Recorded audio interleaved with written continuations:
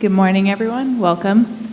My name is Marcela Reyes. I am a program assistant at NALCAB on the Equitable Neighborhood Development team.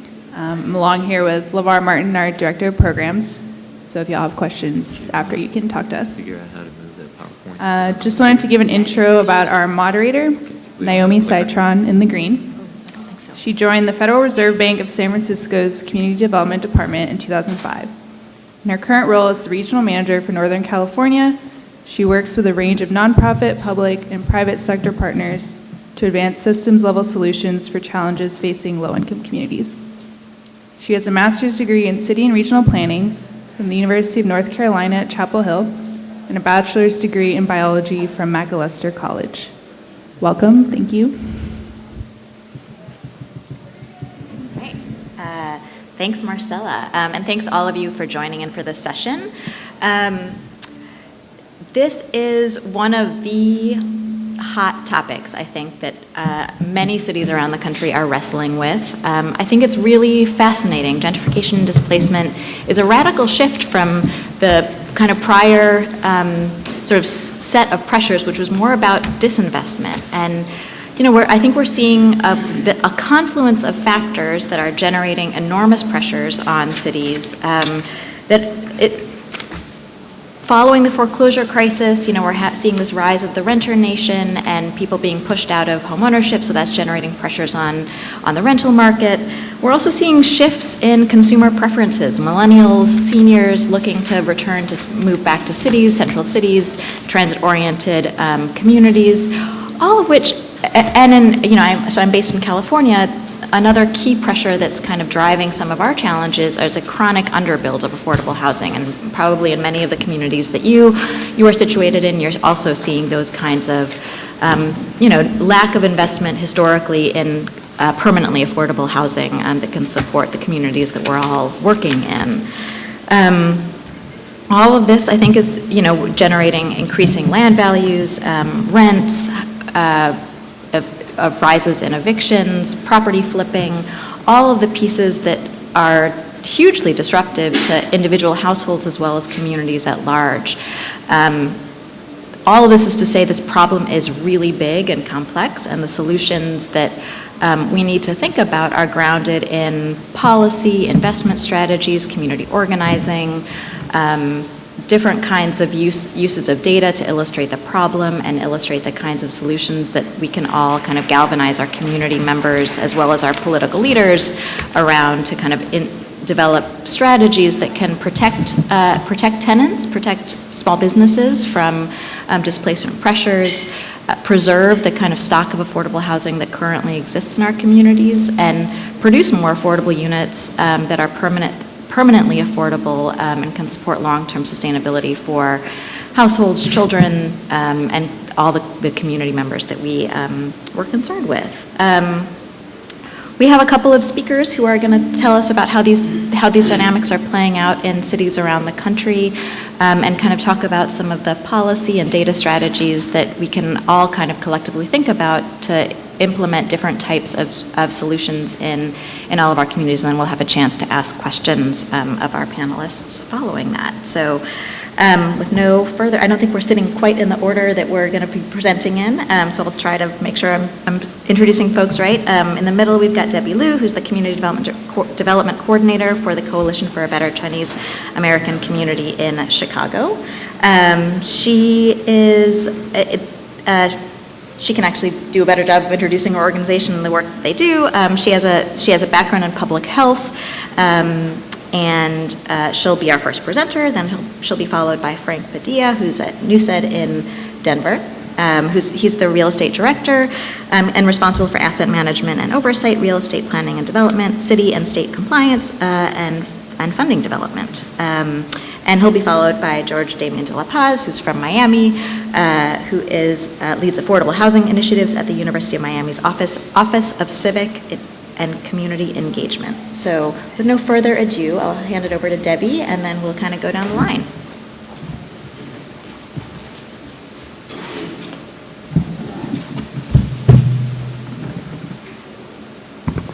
Okay, let's see. Ooh. Okay, So I'm Debbie. I'm with the Coalition for a Better Chinese American Community in Chicago. So if you know anything about Chicago's Chinatown, it is actually one of the only Chinatowns in the nation that is actually growing, as opposed to some of the Chinatowns across the nation that are being gentrified and are being displaced much quicker than we are. So I'm going to talk a little about that and why that is the case. So I'm first going to introduce the organization. So it was founded about 20 years ago to do civic engagement. So at that time in Chinatown, there were a whole slew of issues, social issues, that they really needed to do fundamental growth. So they started with civic engagement, doing voter registration, and making sure that people were being counted at the census, and people were, when they voted, their elections were being protected, and then largely redistricting, which only happens every 10 years. So we wanted to make sure that those things, those fundamental things were in place to make sure that these communities were being advocated for. And then more recently, we took on the arm for community development. So in 2013, actually Chinatown celebrated its centennial, and so we wanted to make sure that Chinatown would exist for another 100 years. So with that, we worked with our local council person, in Chicago we call them aldermen, and then also the CMAP, which is a Chicago Metropolitan Agency for Planning, which is a local planning technical assistance agency that most cities do have, but not necessarily all of them. So in that, we actually had a whole list of priority areas for the community, and of that, we have 5 that we're working on right now, which is transportation, education, parks and public spaces, residential community, and economic and future development. So just a little bit about the history, because then I will not be able to talk more in depth about some of the things that we're doing if we don't go over this. So in the late 1800s, actually, Chinatown was originally in what is now downtown, which is mostly the case for a lot of Chinatowns. So it started on Clark and Van Buren. So if you actually still go to Chicago and you go around that area, you'll still see some of that original signage. So they were settling in that area through the jobs when they were moving to the west for the gold rush and building the trains. Actually, a lot of people actually did settle in Chicago. And then in 1912, actually Chinese residents started moving to its current location, to Wentworth and Cermak. And I'll show a map later on. So they started living there, and then in the 60s, something that is very common across the nation, they built the highways and chopped up Chinatown into half and then lost a lot of the resources, including the library, including the field house with a swimming pool. In Chicago, we have field houses, which are indoor park facilities because we only get nice weather six months out of the year. So that really limited the growth of Chinatown. And then in the 1990 era, we saw a new big development, which is now Chinatown Square, which a lot of people consider as New Chinatown. And then in more recently, 2010 and 2011, we did a big round of census and redistricting. So a lot of Chinatown was covered into one state district, so about 90%, which is very crucial to being able to advocate for these communities. But we were not able to get into a city ward, so that's something that we're trying to work on in 2020. So in 2012, we celebrated our centennial, and then we began on the Chinatown Community Vision Plan. So in 2015, it was finalized, and in 2016, we were able to elect our first Asian American legislator into the state General Assembly. So with all that, political engagement is very crucial to the development and anti-displacement gentrification of these communities. So there has been a lot of demographic changes, and within this area, we're seeing a lot of Chinese American or Chinese immigrants that are coming from mainland China, from Beijing and Shanghai, which are typically Chinese Americans who are wealthier and more educated. So even within the Chinese American demographics, there's been big changes. And then one other thing is we are right next to the Chicago River, which is the blue outline over there, and then we're also really close to the Lake Michigan, and downtown is just right here. So given the proximity and the developments are near the riverfronts and the waterways, there are increased speculation on this area.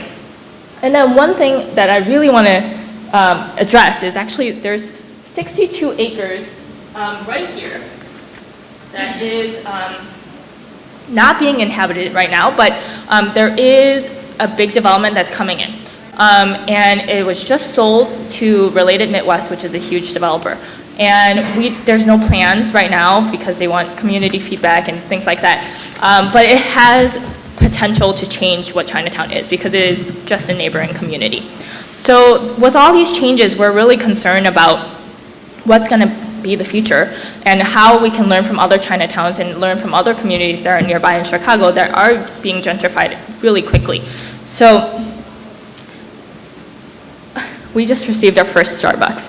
So historically, developments have occurred in Chinatown within residents. So residents were building these, hotels, businesses, restaurants, things like that. But now we're actually seeing investments that are coming foreign from China that are building these taller buildings, bigger buildings, and more luxurious buildings.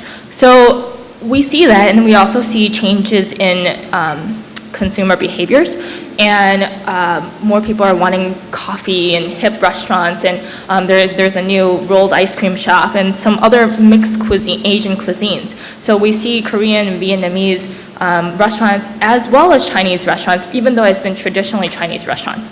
So what does that actually mean on small businesses and how we can still engage them in this process, because it doesn't matter if the residents are still here, but then they can't get their groceries, or if they get their groceries and the residents aren't here anymore. So we're still trying to make sure that that is being addressed properly. So in the vision plan that I talked about earlier, there are a couple of properties to be developed in the plan. And it does not mean we have any plans to, we don't have any plans to develop necessarily what those things are, even though in the plan it addresses that these are 5 plots of land that are big enough to do something with. So the red area is just across Chinatown Square, which is right now parking. The yellow and the blue areas are both large parking spots. And then the number 4, or the green area, is a small area that has been traditionally business, but it's been like servicey business, so insurance companies, things like that. And then number 5, they're trying to build a assisted living facility in Chinatown. But with all these developments, there's also a lot of incentives for developers to build upwards. Actually, more recently, downtown district has actually been zoned all the way to Cermak, which was something that I had shown earlier, which is basically up to the red and blue line. That is Cermak. So then anything north of that will be considered downtown. So you would get a downtown density bonus if you were a developer trying to build in this area. And then it's also TOD because of the red line and the green line.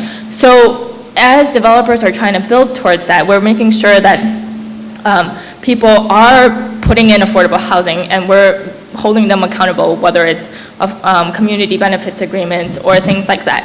So there's just a lot going on. And then our current housing stock. So there's a mix. There's a lot of senior housing. There's some affordable housing, which is typically senior housing. And then there's some subdivided homes, and then there's some homes that are on top of restaurants and businesses that are quite common in most other Chinatowns. And then there's a lot of townhomes. But right now, they're still short. They're still low rises. And as we are building towards high rises, it will be very interesting because there are currently no high rises in the Chinatown area. So, and then rent, this is a map of rent. The darkest red is where rent is the highest in the Chicago area. And Chinatown is actually really close to the highest, which is the Loop in downtown. So, as we are getting more and more concerned, we were trying to look at a more research-based approach. So we partnered with Loyola University to look at how to do more storytelling. And instead of saying like development is bad, we wanted to say how we can encourage this community to take more ownership of the community. So we did more storytelling, and we're trying to use communication tools that are more relevant to this community so that they are more able to advocate for themselves and also understand why this is important for themselves and their families, and especially to build future wealth and generational growth. So that's something that we're working on. We finished this map, and we finished a report to make sure that people understand this. And then recently, last year, we actually received a grant from the city to look at walkability and safety. So we wanted to make sure that people were understanding that safety was our number one concern. So if people didn't feel safe in their own community, they're more likely to leave. So that's one thing that we were trying to address, to make sure that these communities were walkable, were safe, where people could go out in the middle of the night and still feel that they are a part of the community. So some of the other housing strategies that we were working on in collaboration with some of the other communities that are being gentrified, such as Pilsen, is rent control as a housing strategy, and that's more policy-based. So in the state of Illinois, there is a ban on rent control, so you can charge as much or as low as you want, and it still be considered legal. So fundamentally, if we wanted to do anything in the city of Chicago, we needed to make sure that that ban was lifted. So there are 3 main wards in Chinatown that had this question in the March primary, and majority of the other wards that were voted for this actually voted in support. About 77% voted in support. And the 3 Chinatown districts, we were able to see at least 65% and up to 88 or 80%. And the 2 lower ones were mostly from the senior buildings. So seniors themselves, they have affordable housing, so to them it's like they don't really understand that topic. So we were trying to do more education on this to make sure that people do understand the ramifications and other, especially for their kids and for future generations. So then what's next? There's a lot, and I think it has to be tied to elections and who you're electing to these seats to make sure that they have the community in mind. So 2018, we still have a state and gubernatorial election coming up in November. We also have some community projects. So we're trying to look at community parking management. A study on that was CMAP again for this year until 2020. And then we passed the automatic voter registration bill in the state of Illinois. So that means that anyone who's applying for their driver's license or other services from the state, they are able to opt into the voter roll, which is not something that they have been able to do, or opt out. So instead, right now, you have to opt in, where you have to sign and say, like, you certify that you are actually a citizen. So then we're also pushing for a high school right now, because this area has never had a high school, a local high school. So students were traveling across the city to 47 different high schools, and with a commute time that is probably longer than their parents, which is about an hour, so one way. And that is just not sustainable for communities to last. So the other thing is, next year there is a citywide election. So there are some mayoral seats and aldermanic seats that are up. So we want to make sure that we are able to not only elect the right people, but also be able to advocate in 2021 to make sure that the Chinatown gets redistricted to its own ward and state district. So at the same time, we want to be looking at how to potentially grow this community without necessarily looking at the political side. So maybe a community land trust, or having a CDC arm to really control what is the development aspects of it, and then using community benefits agreements to ensure that the developers are doing what they need to do in terms of jobs and access and things like that. Currently, Chinatown only has 1 building that is preserved under historical landmarks. We're trying to make sure that there is more, so that we're able to advocate, at least culturally, that this community remains and it stays intact. And then we're trying to amend the language access ordinance, because if you can't get your services in language that you needed to get it at the city or state level, then you're never going to get those services. So that is fundamental, and that's housing, that's education, that's everything that is required for sustainable long-term growth. And then one key big thing is working with our Chamber of Commerce to make sure that small businesses do grow and that they are able to remain intact. So it doesn't matter if the residents are still here, but the grocery stores are not. So that has to be fundamentally something that we work on at the same time. So one last slide is, the fundamental question is, should Chinatown stay Chinese? And that is a debate that we can have forever. But as we are developing and we're advocating for these great things, we have an amazing park that we advocated for 50 years to get, that could potentially displace our community. And these are really great things that a lot of communities should have. And we're trying to make sure that all these communities have the right skills to be able to advocate for these things as well. And then we have a new library, and all of these things, you can see the skyline and everything. So there's a lot of good potential, but we want to make sure that the Chinese residents that have fought for these things get to actually use it. So the more important question is, who are we building this for? And who are we advocating for? If it's not the residents themselves, then we're going to run into some issues on displacement. So this is my information, but I think my time is up, but we will answer questions at the end.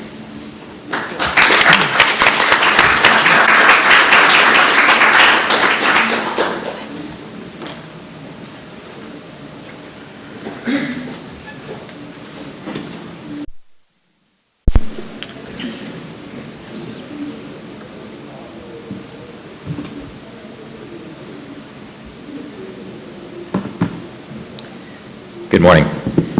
My name is Frank Padilla, and I work for Newset. Newset is a community development corporation that's been in existence in Denver for approximately 40 years or so. And I'm going to talk to you about gentrification and what's happened in Denver. How many of you, let me just quickly ask, how many of you have been to Denver recently? Wow, most of you, so I guess I don't need to talk about it. No. Debbie just discussed what has happened, what they're doing in Chinatown to stem the flow, the change in characteristics of Chinatown in Chicago. Now, when you begin to discuss gentrification with respect to cities like Denver, the horse is out of the barn. It's almost difficult to deal with the issue of gentrification anymore, simply because the characteristics of the communities of color within the city of Denver have changed so dramatically over the past 10 years. But before I get into discussing some of the data and what's happened with Denver, let me just tell you a little bit more about Newset. Some of you might know the director of Newset. Her name is Veronica Barrella, and she gave the impetus to the organization. And because of her foresight, some of the things that Newset has done over the past, especially during the past 20 years or so, was to buy up land, vacant land, in some of the neighborhoods that Newset operates. And I'm going to show you those neighborhoods in a second here, but predominantly in what's referred to as the west side of Denver, which was an inner city in Denver that was predominantly, and I'm going to use this term because coming from Denver, the term that I'm about to use is what we still use quite a bit, even though we have no necessarily opposition to using the term Latino or Hispanic. In Denver, because Denver was the epicenter for the Chicano movement, and Newset was actually a creation of the Chicano movement back in the late 60s and 70s. And so when you look at the neighborhoods in Denver, many of the longtime residents or folks that have grown up in Denver, like myself, refer to ourselves as Chicanos, even though, like I said, we have nothing against Latino or the term Hispanic, but we prefer to call ourselves Chicanos because it implies a political consciousness that we feel the other terms do not apply to us. And but that having been said, let me go on with this presentation. What is gentrification? Now, many of you probably saw this on the national news, right? And I could get into discussing the academic term for gentrification, but I'm not. I'm going to give you my definition of what gentrification is and what it means to organizations like Newset and some of the other nonprofit community development corporations and organizations that are working on stemming or trying to deal with gentrification in Denver. To us, gentrification really amounts to nothing more than cultural genocide, because it's taking neighborhoods and housing stock that were inhabited by people of color, predominantly in Denver, in the neighborhoods that I'm about to show you, by Latinos and African Americans, and how it has changed dramatically. So those of you that have been to Denver have probably seen the changes. And so when you go as a visitor to Denver, Denver appears to be such a cool city. You have all these areas, these neighborhoods that have grown around, and they provide a lot of services to the neighborhood, from bars to restaurants, et cetera, et cetera. And so it seems like, okay, great place to live. And it is a great place to live, except if you're a member of these communities that have been affected. And let me talk a little bit about rent. For example, in this study that was done here in a 5-year period, rent has doubled in Denver, basically. And so, think about that, but yet wages have not doubled. Wages have gone up maybe 2 to 3% a year, if you're fortunate, but the reality of it is that the rents have doubled in Denver, and so it's becoming more and more difficult to access rental housing. And I'm going to talk about homeownership in a second. And so the total affordable rental units, by income here, and this is going back, and these numbers really haven't changed.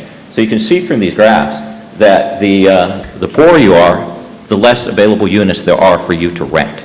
And so as your income goes up, obviously there's more rents, more units available for you to be able to access to rent.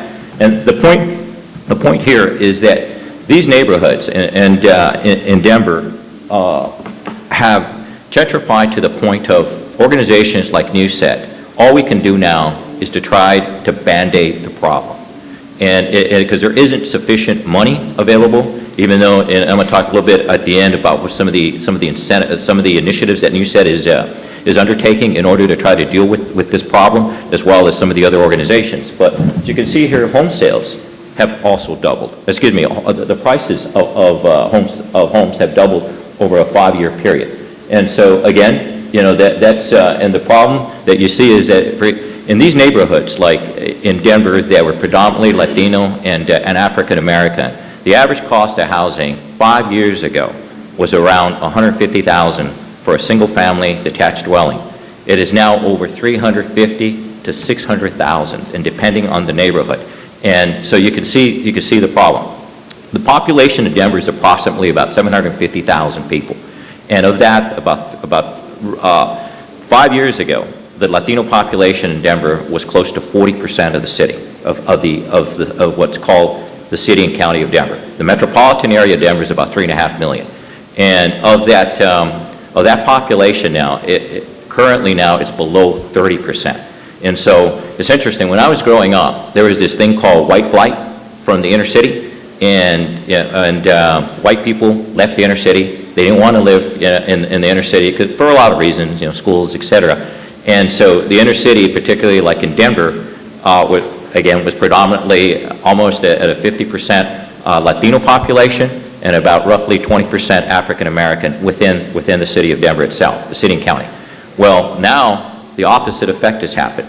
In order to find affordable housing, Latinos have had to leave the city and are now having to live in the suburbs, where it's more difficult. You get all the issues of living in the suburbs in terms of commuting, especially when the jobs are not necessarily out in the suburbs, they're in the downtown area or within the city and county of Denver itself. So you get that phenomenon now in Denver, where the opposite effect has happened. And this happened in a relatively short period of time. And one of the things that caused part of this problem, I think many of you have heard, we're not called Denver the Mile High City just because we're the Mile High City, right? Because we're 5,280 feet high. But it's called the Mile High City, or by default, I guess, in that Colorado legalized marijuana about 5 years ago. And as a result of legalizing marijuana about 5 years ago, you got this huge influx of people coming from all over the country, particularly young people. And a lot of people from California, a lot of developers from California came out. So if you're from California, we don't want you in Denver. Yeah. But a lot of developers came out from California, and they started building housing and units for all these millennials that came to Denver. And so as they came in, the pressures continue to be created on the rental and housing markets, and as a result, a lot of the folks could no longer afford to live in these neighborhoods that they previously had occupied. For example, my parents bought a home, and this is kind of anecdotal, in a little area called Alamo Park, which is right off of maybe about half a mile from downtown. And they bought the home back in the 60s for about $30,000. That same home today sells for $700,000. And so you can see that only folks that, there was a study that just came out recently that showed in order to be able to afford a single-family house in Denver, you got to make at least $100,000. And I'm talking about the city and county of Denver, not necessarily the suburbs. So you can see the problem that you have with gentrification. And so what these folks in Chinatown are doing is the best, some of the best things you can do to try to prevent the problem before you get the problem. So the leadership in Denver, including the political as well as other leadership, were asleep. And they were, not only were they asleep, they were in many cases, unfortunately, they succumbed to the pressure of developers, and because of the political funds that they made available in the political process, they were able to get incentives to come into Denver and be able to, again, to build the kind of housing that they're building, but not only that, to change the character of the neighborhoods that you have in Denver now. So what is Newset and organizations like Newset doing? I want to, and I know we only have 10 minutes here, so I'm going to try to hurry through this. The thing that you see on this particular graph, this is the city and county of Denver. And this area right here, these areas right here are still predominantly Latino. These areas here were at one time 70% Latino. Now they're down to about 40% Latino in these neighborhoods here. And then this is the west side of Denver. This is kind of the north side of Denver. These areas here in the yellow have all gentrified. And these were formerly Latino and African American neighborhoods. And now they're gentrified. The average cost of housing in these neighborhoods is about $600,000 to $700,000. These neighborhoods here still are, as you can see, these neighborhoods are the highest change in value that has taken place. You used to have homes in these areas just 5 years ago. They cost about $125,000. Now they've doubled in price. I mean, they're still affordable to folks who have income, but they're no longer affordable to the inhabitants or the folks that were originally there. And so that's the challenge that you have in Denver. So what is Newset and organizations like Newset doing in Denver? Well, our role has been to advocate for affordable living and to be affordable housing developers, and again, to continue educating and counseling the Latino community in Denver as to what their alternatives are, how they can access funds, etc. And I know this is a little hard to read, and so I have copies of it. If you can't read it, that's your problem. No. But we're members of a consortium of about 10 different nonprofit developers in Denver, and we get together once a month and begin to develop policies and strategies for dealing with the whole issue of gentrification. And so one of the things that we're doing right now is we're putting forth some proposals to the city leadership. But even at that, we're looking at increasing the amount of expenditure on the part of the city and county of Denver by about $50 million a year for affordable housing. But think about that, $50 million for affordable housing. What can that buy you? I mean, it buys you very little. And even at that, we're having difficulty getting the city to buy, the city leadership to buy off on this. And, we have several proposals for example, increasing the sales tax. Since the sales tax, 40% of the sales tax affects folks that come to visit, like you folks that come and visit Denver. The other 60% even though it might be somewhat of a regressive tax, it doesn't have that great of an impact on residents that are in Denver by the kind of mill levy that we're looking at trying to increase the tax. But increasing the sales tax, perhaps some bond issuances that will be dedicated specifically for affordable housing, and then also tapping into the marijuana tax. And even though the marijuana tax is not it's not the panacea that people think it is, because right now it's being used, for a lot of different things within the city, like infrastructure and other expenditures that they use the marijuana tax. But it's a source.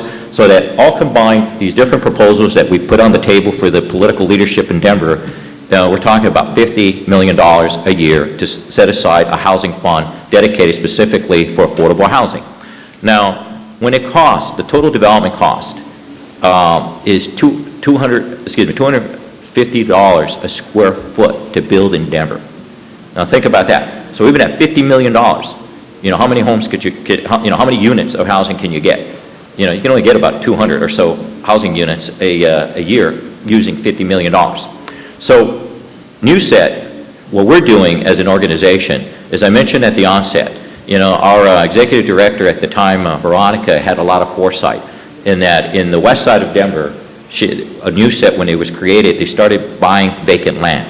And so now that we own quite a bit of vacant land in one of the hottest markets, one of the hottest areas in the city and county of Denver, we're developing it. And we're fortunate in that when you look at a total development cost, in a community like Denver, about 30% of the cost of developing is land, is the cost of land.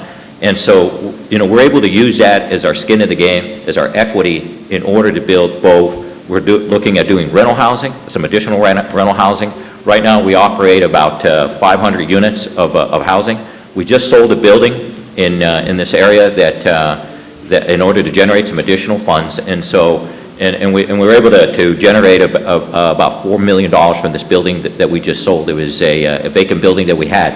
And so what we're doing with the funds right now is that I'm in the process right now of putting together a 60 to 75 unit condominium development home ownership right in the Santa Fe, what they call the Santa Fe Arts District in Denver, and started working on design, started working on putting together the entire performa. And so we're going to be able to create some units in that area, and then we're also looking at doing a 200-unit rental development not far from the area where our headquarters is at in the west side of Denver. And so, again, when you're talking about gentrification, if you're dealing with gentrification now, it's unfortunate, but it's really a little too late. I was reading some studies on gentrification that have been done around the country, and even communities like East LA are getting the pressures of individuals coming in and changing the character, the nature of these neighborhoods. And so the best advice I could give you is that, is if your communities haven't gentrified, by all means, begin to think about it, especially if you're in communities that are growing. Denver's the 7th fastest growing city in the country right now. And so you can imagine the pressures that we have, and people keep coming to Denver. I think they came because Denver's always been a city that has experienced growth based upon phenomena that have taken place in history. You had the gold rush, you all have heard of Molly Brown and Brown Palace and all that kind of stuff. But you had the initial gold rush in the late 1800s that that created Denver, and then after that, you began to get an influx of people, and then the oil industry, took off, and that created a lot of influx of people. And now the last thing has been the marijuana industry. And not that we're against the marijuana industry, but unfortunately, it's had a lot of unintended consequences, especially to people of color. So anyway, I'll also entertain questions, and again, I apologize that we don't have more time to get into a lot of depth, but anyway, thank you.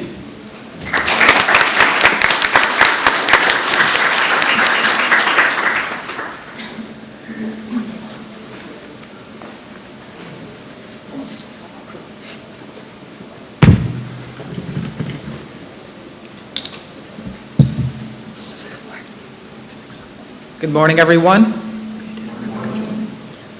I'm with the University of Miami's Office of Civic and Community Engagement. We provide academic resources to community-based organizations to help meet locally identified needs. A lot of our work has been centered on creating new data-driven tools to better understand and address Miami's housing crisis. Our primary platform is the Housing Solutions Lab. This hub hosts various interactive tools that provide users with information on local housing needs, as well as policies that prevent displacement and promote affordable housing. One of the tools on the lab is our housing policy timeline. The timeline tracks major milestones in housing policy and finance and their impacts on Miami's neighborhoods. It features a comprehensive breakdown of the various policies, market forces, and discriminatory practices that has shaped Miami's communities over time. It starts just before the New Deal and ends in the present day. And it provides users with the broader historical context of Miami's housing ecosystem. Our signature platform is the Miami Affordability Project, or MAP. MAP visualizes neighborhood-level housing dynamics across South Florida. It contains over 200 data filters, including housing, demographic, and poverty information. For example, here's the geography of renter cost burden in Miami at the tract level. Areas in red have a high concentration of cost-burdened renter households. And users could easily overlay this need data with the distribution of affordable multifamily rental housing. These dots represent Miami's entire inventory of affordable housing with some type of subsidy. This shows that there are various areas in Miami with significant rental housing needs, but no subsidized multifamily rental housing in them. Users can select individual tracts or housing developments to get a comprehensive drill down for the specific project or community. You could also generate a data map based on any of the indicators listed here. So you could easily spatialize the distribution of vacancies, overcrowding, or vehicle use, and overlay it with the supply of subsidized multifamily rental housing.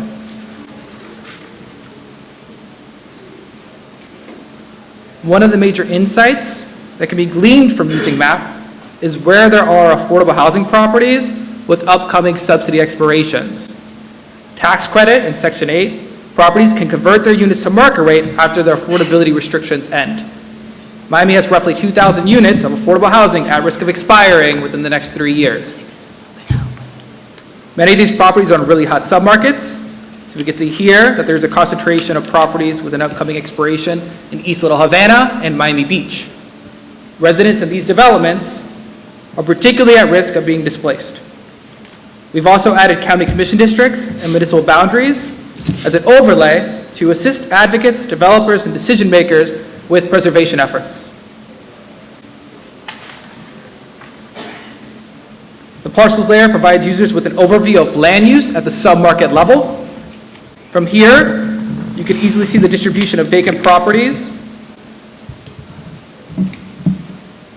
in Miami's Liberty City neighborhood. You can also filter to see how many properties are owned by a local authority. We could also map out limited liability corporation-owned land to visualize previously unknown patterns of investment. These are all the LLC-owned properties in Liberty City, and we could filter by structure type. So here we have all the single-family homes owned by a corporation, and this data indicates that this section of Miami is seeing heavy investment in single-family homes, which suggests that potential homeowners in this neighborhood are also competing with speculative property investors. These parcels are all interactive, so you can click on a property to get essential data like folio number, lot size, and owner information. During the course of this research, we found a number of very memorable LLC owner names, like Pirates and Princesses LLC, Knock Knock Investments, Big Money Rentals, and my personal favorite, World Domination Enterprise LLC. Here we have Big Money Rentals. The tool also includes the distribution of historic structures across the city of Miami. We've identified various properties that could be eligible for local historic designation and are at risk of redevelopment. MAP's user base has been pretty broad. The county is currently using the tool to allocate federal housing resources. The state has used it to audit the county's housing agency. Affordable housing developers are using it to identify potential development opportunities, and Enterprise Community Partners is using it to identify concentrations of naturally occurring affordable housing. Our housing policy toolkit features 6 housing solutions tailored to fit the Miami market. These local solutions range from expedited permitting to community land trusts. one of our main solution areas is the preservation of naturally occurring affordable housing, or NOAA.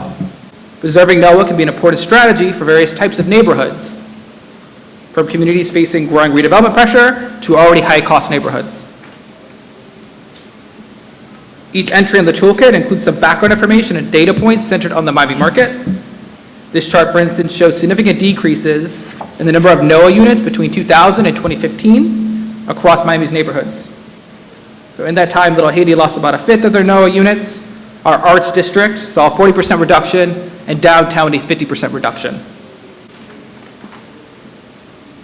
We've also created an interactive slider that shows how fast the Edgewater section of Miami has changed in just a 4-year period, from older bungalows and garden-style apartments to new high-rises.